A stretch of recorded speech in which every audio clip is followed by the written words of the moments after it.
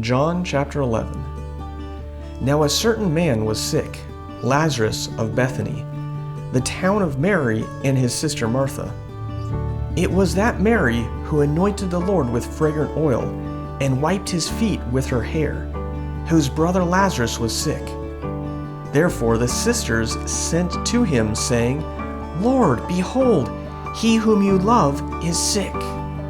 When Jesus heard that, he said, This sickness is not unto death, but for the glory of God, that the Son of God may be glorified through it. Now Jesus loved Martha and his sister and Lazarus. So when he heard that he was sick, he stayed 2 more days in the place where he was.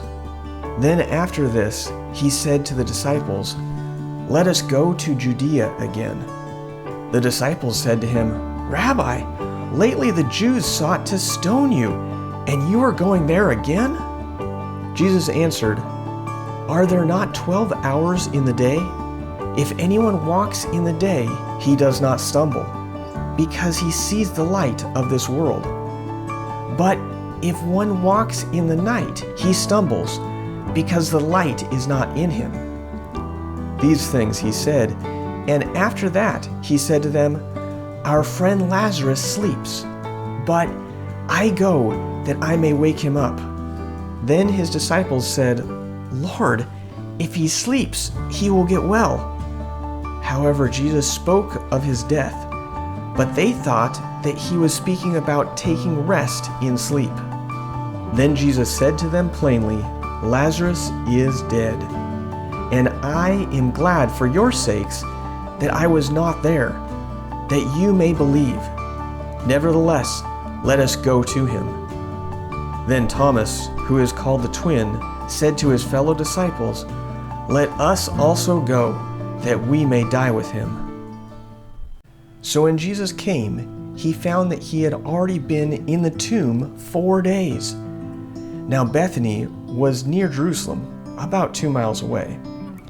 And many of the Jews had joined the women around Martha and Mary to comfort them concerning their brother. Then Martha, as soon as she heard that Jesus was coming, went and met him, but Mary was sitting in the house.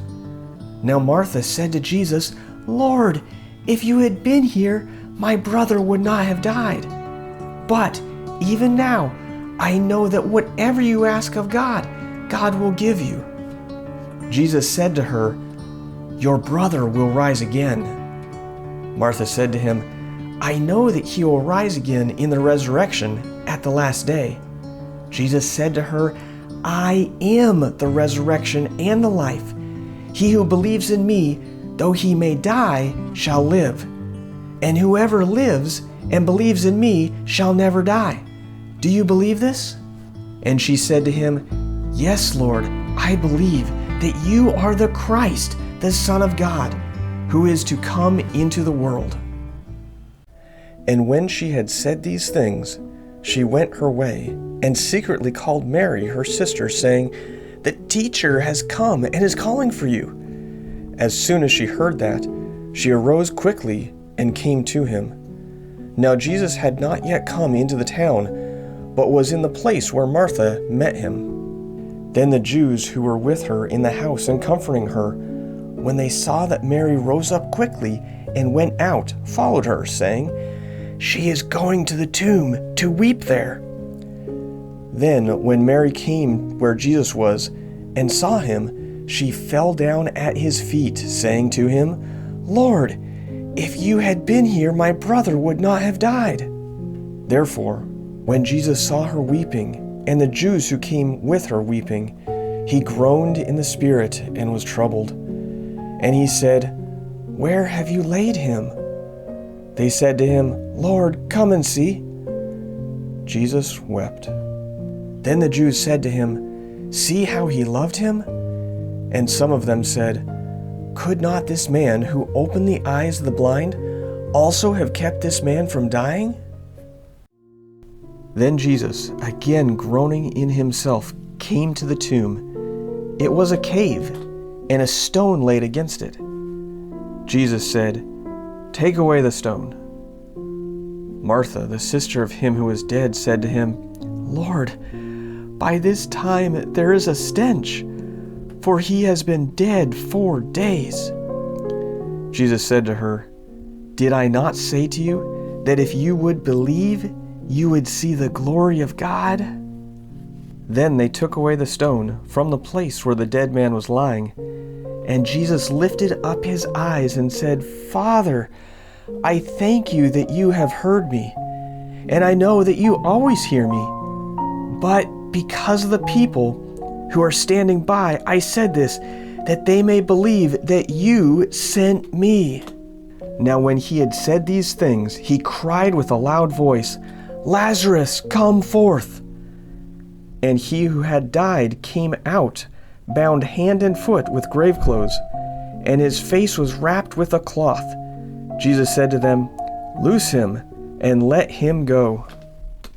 Then many of the Jews who had come to Mary and had seen the things Jesus did believed in him.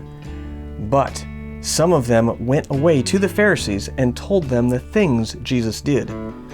Then the chief priests and the Pharisees gathered a council and said, "What shall we do? For this man works many signs. If we let him alone like this, everyone will believe in him, and the Romans will come and take away both our place and nation." And one of them, Caiaphas, being high priest that year, said to them, "You know nothing at all, nor do you consider that it is expedient for us that one man should die for the people, and not that the whole nation should perish." Now this he did not say on his own authority, but being high priest that year, he prophesied that Jesus would die for the nation, and not for that nation only, but also that he would gather together in one the children of God who were scattered abroad. Then from that day on, they plotted to put him to death. Therefore, Jesus no longer walked openly among the Jews, but went from there into the country near the wilderness to a city called Ephraim, and there remained with his disciples. And the Passover of the Jews was near, and many went from the country up to Jerusalem before the Passover to purify themselves. Then they sought Jesus and spoke among themselves as they stood in the temple, "What do you think, that he will not come to the feast?" Now both the chief priests and the Pharisees had given a command that if anyone knew where he was, he should report it, that they might seize him.